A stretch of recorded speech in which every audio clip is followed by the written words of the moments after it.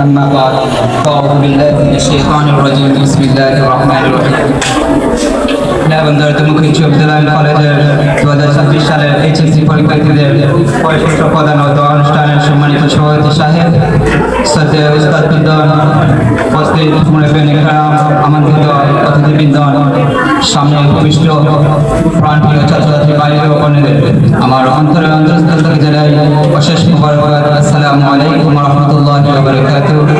ভিন্ন ধর্মাবলম্বীদের প্রতি আন্তরিক মোবারকবাদ ও ভালোবাসা। আমরা দীর্ঘ 2 বছর যাবৎ এই প্রতিষ্ঠানে অধ্যয়নরত আছি। আমরা 2024 সালের আগস্টের শুরুতে এখানে অধ্যয়নরত হয়েছিলাম। আজ 2026 সালের জুন মাসের শেষ দিকে চলে এসেছি।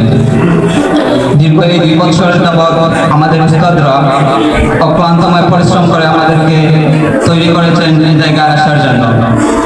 আজ আমাদের বিদায় নিয়ে এসেছি, কিন্তু সত্যি বলতে এই বিদায় খুবই আবেগঘন। কারণ উস্তাদরা শুধু শিক্ষক ছিলেন না, ছিলেন আমাদের অভিভাবক, আমাদের পথ প্রদর্শক এবং জীবনের আলোর প্রতীকা। যখন আমরা প্রতিষ্ঠানে প্রথম এসেছিলাম তখন অনেক কিছু জানতাম না।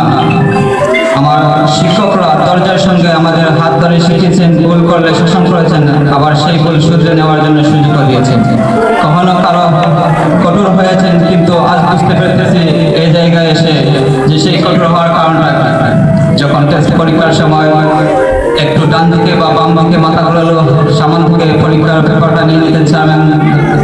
ওই সময় ভাবতাম যদি স্যার ম্যামদের ভোটার কার্ডে পাঠানো যেত বিজেপির দায়িত্বে তাহলে ভালো হতো। আমাদের এখানে তো পুরো গাড়ি ঘুরাতে পারতেছি না, কিন্তু আর এই জায়গায় এসে বুঝতে পারতেছি এটা কেন করেছিলেন ওই সময় আমাদের জন্য।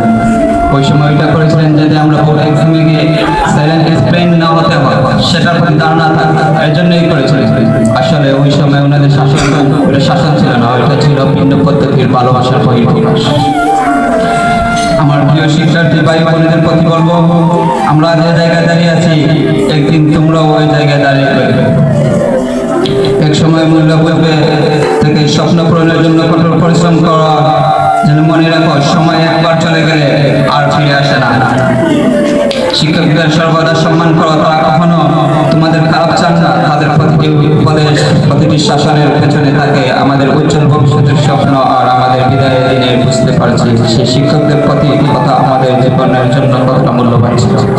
কলেজে শুধু পড়াশোনার জায়গা নয়, এটি মানুষ করার একটি কারখানা।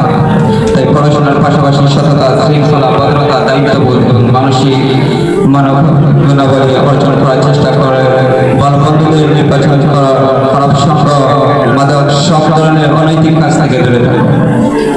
আজ বিদায় দিনে বেশি কিছু বলবো না, আমি কোনো বক্তব্য নই যে বক্তব্য দিয়ে আপনাদের মন জয় করতে পারবো। একটাই কথা বলবো, আমাদের চলাফেরায় আমাদের উস্তাদরা কিংবা ছোট বড় ভাই বোনেদের কোনো ভুল ত্রুটি করে থাকলে অবশ্যই ভুল ত্রুটি করেছে, সেই ভুল ত্রুটি ক্ষমা দৃষ্টিতে দেখবেন। নিজের ছোট ভাই বা বড় ভাই ছেলে সন্তানের মতন দেখে আমাদের ক্ষমা দৃষ্টিতে দেখবেন, যাতে ভবিষ্যতে আমরা শুধু এইচএসসি পরীক্ষায় সফল নয়, ভবিষ্যতের সব পরীক্ষায় ভালো ফলাফল করে দেশের জন্য সুনাম অর্জন করতে পারি, পাশাপাশি এই প্রতিষ্ঠানের জন্য। শেষ বেলায় একটি কথা বলা, হয়তো আর আসবো না এই শ্রেণী কক্ষে, হয়তো আর ডাকবে না উপস্থিতির খাতা, তবে এই কলেজে থাকবে হৃদয়ে গভীর স্মৃতি, বেঁচে থাকবে এই জীবনের প্রতিটি প্রহরে। এবারে আমার সংক্ষিপ্ত এখানেই শেষ করছি। ওয়াফিক দাওয়ানা আলহামদুলিল্লাহি রাব্বিল আলামিন। আসসালামু আলাইকুম ওয়া রাহমাতুল্লাহি ওয়া বারাকাতুহু।